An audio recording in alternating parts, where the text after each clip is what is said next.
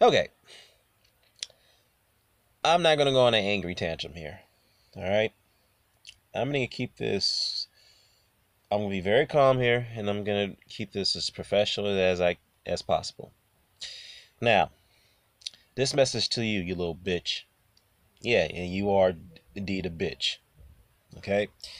Now, where do I start? First things first. I never said that Terrence Crawford should be ranked pound for pound number one. No, no, no, no, no. I didn't say that. All I said is that he should be ranked higher than Lomachenko based off their record, based off his record and accomplishments and what he's able to achieve. That's what I said. Okay. Now, if Terrence Crawford becomes the undisputed champion, and hopefully the IBF do come to this senses and allow that title to be sanctioned for the fight between Crawford and Dongo. Now, if he does beat a Dongo, Terrence should definitely be ranked number one. The reason why I say that is because he'll be able to achieve something that no other fighter has been able to achieve in the last decade or last 11 years. It's become the one universally recognized champion in that division, undisputed, collected all the recognized belts, meaning that he is the champion. He is the guy that you don't have any other options to go to as a contender in that division to fight for a title. He's the guy that you have to come see if you want to be called the so-called best in a way and collect all the marbles in that division. Okay? This is the reason why a real hardcore boxing fan like myself, Blood 78, we're all pushing for this fight. And we're all pressuring the IBF, and rightfully so. The IBF need to be pressured here if they decide to strip Fandango. They are not going to get a pass for this, okay? If they decide to do that. So that's the reason why I'm pushing for this fight between Crawford and Dongo. And that's the reason why I said that Crawford should be ranked pound for pound number one if he beats a Dongo. I never said, again, I'm repeating myself, I never said that he should be pound for pound number one right now. I did say, though, he should be ranked higher than Lomachenko. And then you want to go off and talk about, well, Lomachenko did far better than Crawford in less than 10 pro fights. Really? Really? Let's take a look at Vasal Lomachenko's record. Okay. In his second pro fight, he gets a world title shot. Okay, so be it. A lot of people criticized that move by the WBO. But he lost to Orlando Salido. Yeah, you can defer to the fact that, well, Salido came overweight. Yeah, he was using dirty tactics in that fight, so that loss shouldn't count. I mean, that's what most of you and your idiots are saying. You're trying to discredit that loss by saying Salido, by pointing out those very facts about Salido. No, that's not the point. The point is he lost the fight. If weight was such an issue with for Lomachenko and his team, they should never have taken that fight when Salido came overweight. Bottom line, okay? They were just confident enough that they could beat this guy given the fact that Alito's slow, flat-footed, has no regard for defense. So they thought they were going to outbox this guy to a victory to capture a world title. This is what they were hoping for. And of course, that backfired on them, okay? Because they underestimated Salido. They underestimated Salido just a tad. So that's what happened, okay? And guess what? Are you telling me, yes, he got Gary Russell Jr. on his resume. He's got Rocky Martinez and Nicholas Walters. And don't mention Jason Sosa, okay? Because first of all, Jason Sosa won a regular belt, okay? That's not even the actual WBA belt, okay? So I'm not counting that as a world champion win, a win against a former world champion. Okay, I know I stated in my previous video that Lomachenko beat 4 world champions. No, I'm going to have to eliminate Jason Sosa from that equation. If you look at his record realistically, Lomachenko's beaten 3 world champions and lost to 1 world champion. That was Orlando Salido. Okay, you went on to say that his wins are far better than Terrence Crawford's wins at in both of the weight classes he's competed in. Really? Are you telling me that all of Lomachenko's wins against all these world champions that he beat are far better than Yorgois Gamboa? Gary Russell Jr. is a better win than Crawford beating Yorgois Gamboa? First of all, Gary Russell Jr.'s greatest win is against an over-the-hill Johnny Gonzalez. No disrespect to Gary Russell Jr., but that's a fact. Okay?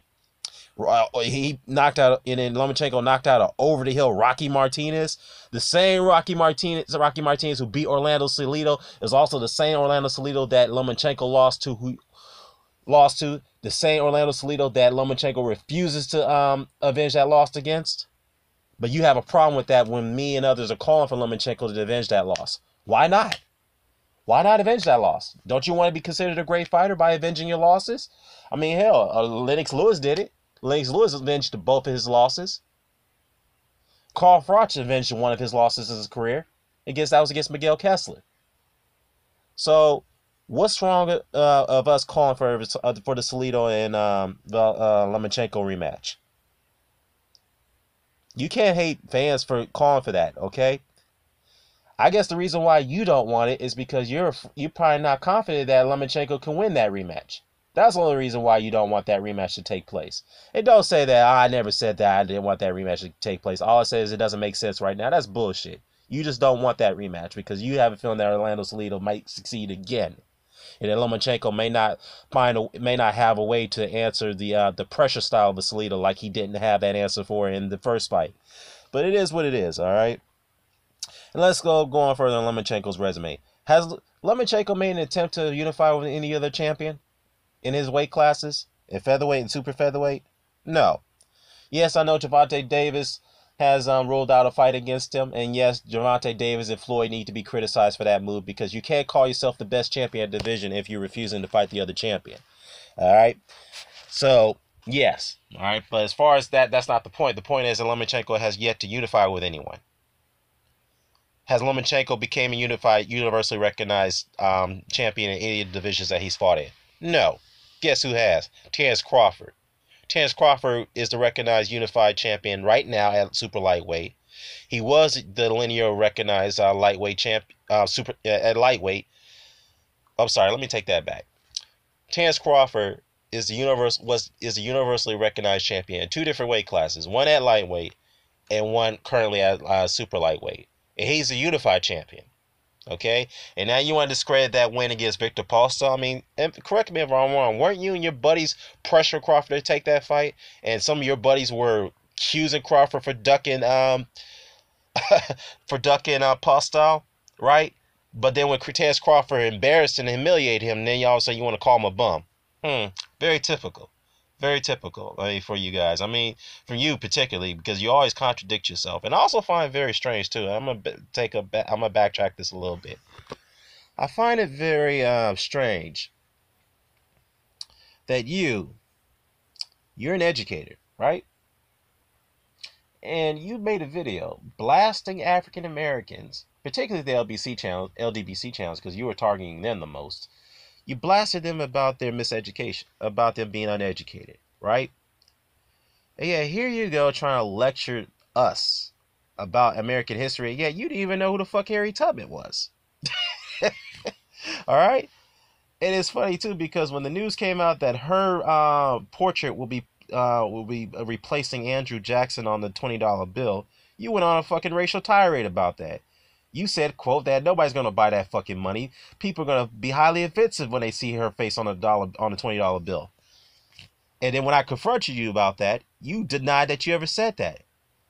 And it's funny, too, because I quoted the exact words you said in that video. And, coward ass took down that video because you didn't want that. You was getting a severe backlash for it.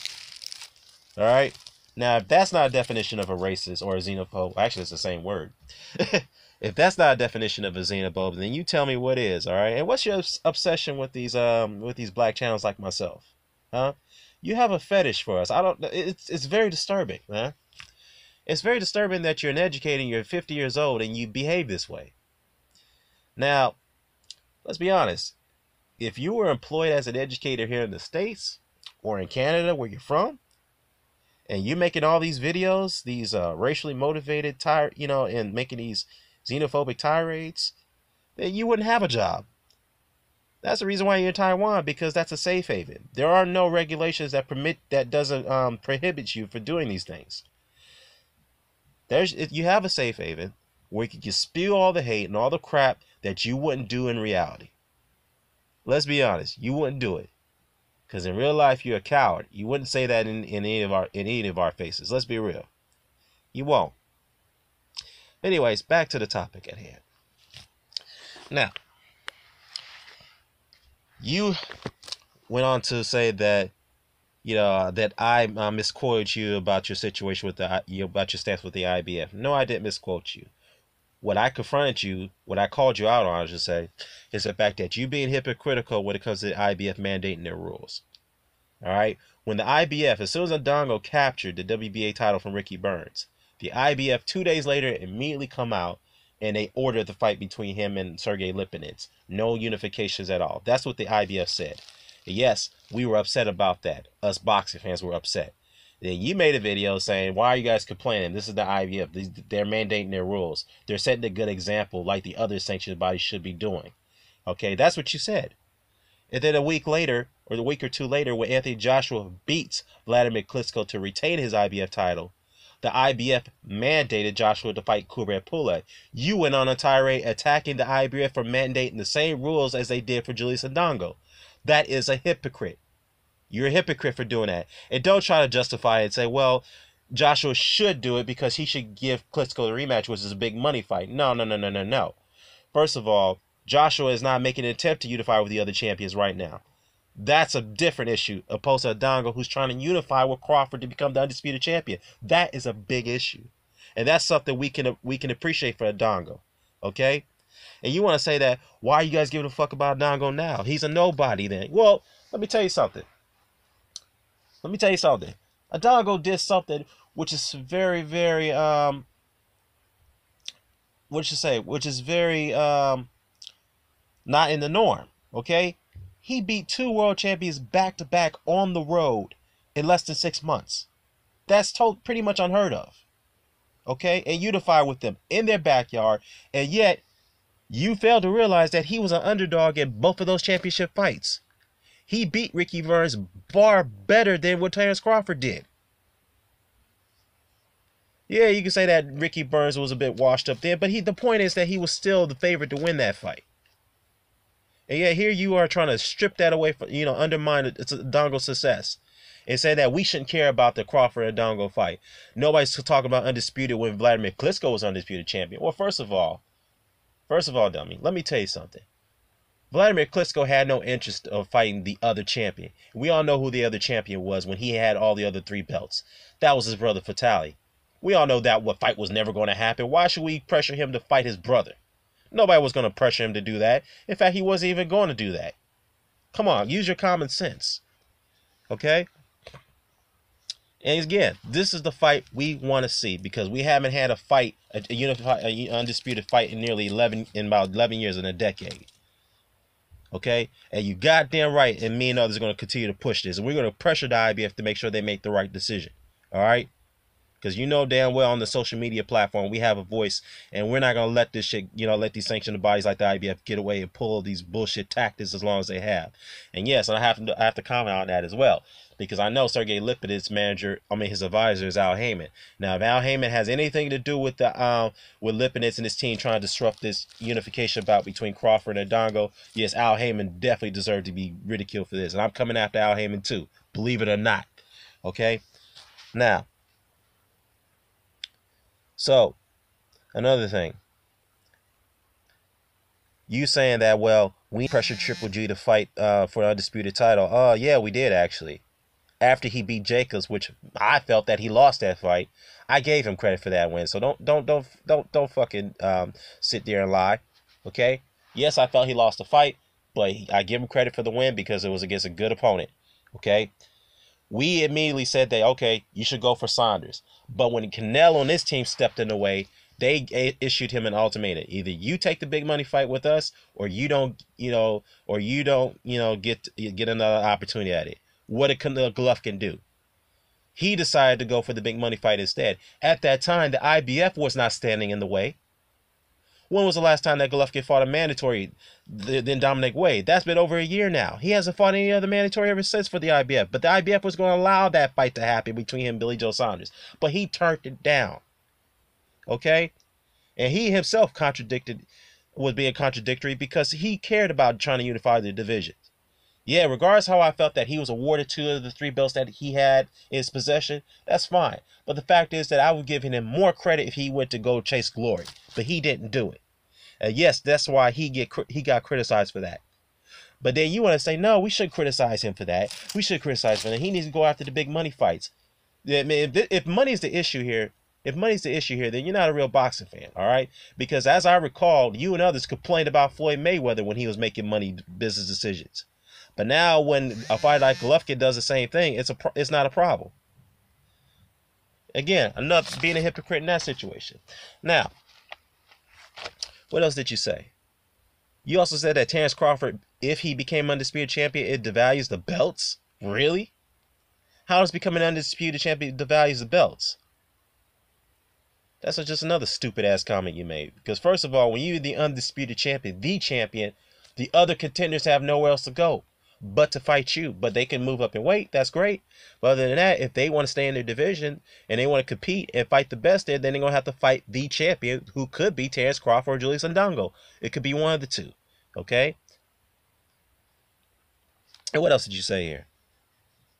Yeah. Oh, yeah. You referenced to Jeff Fennick. First of all, nobody's called Jeff Fennick a high job. I don't see how anybody called him a high job. If he was fighting today, I wouldn't call him a high job. Why would I say that? Huh? Nobody's saying that Jeff Fennick would be a high job today. Now, to further comment on Fennick in his career, he is one of the greatest fighters to come out of Australia. There's no question about it. But we all know who is the greatest fighter coming out of Australia, and that's Costa Tszyu. Now, if Costa Tszyu and Fennick ever fought in their prime, I'd definitely favor Tszyu to win that fight by knockout. Let's not get it twisted, okay? And yes, Azuma Nelson was definitely the truth. No disputing that, okay? No disputing that. Now, what else did you say? You said that Felix Diaz is a nobody. Really? You want to discredit that win from Crawford by beating Diaz? First of all, Felix Diaz is an Olympic gold medalist, okay? Felix Diaz was also one of those other guys that people were accusing Crawford for ducking, all right? As soon as Crawford made the fight and embarrassed the guy, humiliated him, then also you guys want to undermine that victory. Really? Aren't you the same guy that tried to sell Dominic Wade as a legitimate opponent for Gennady Golovkin as the mandatory challenger for his IBF title? Yes, that's not Golovkin's fault that the IBF installed that guy as a mandatory. But my argument back then was that Dominic Wade had no business becoming a mandatory challenger. Why? Oh, because he got a gift decision that some people felt he got over Sam Solomon, a washed up Sam Solomon? Are you telling me that Dominic Wade is a credible opponent than Felix Diaz when he fought Terence Crawford? Get the fuck out of here with that. I mean, if you actually believe that, then you clearly don't know nothing about boxing, which is very evident. You don't. Okay? So,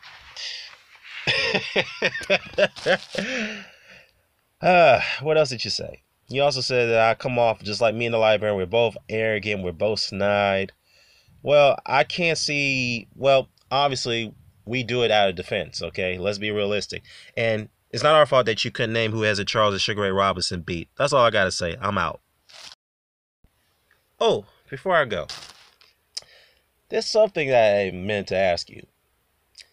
I noticed that a few months ago that Precise Percenter came after you and attacked you in 2 different videos. Why didn't you go after him? Why didn't you retaliate against him? Oh, I know. You did say that, well, I don't know why, Precise attacked me. I mean, that's his opinion, whatever.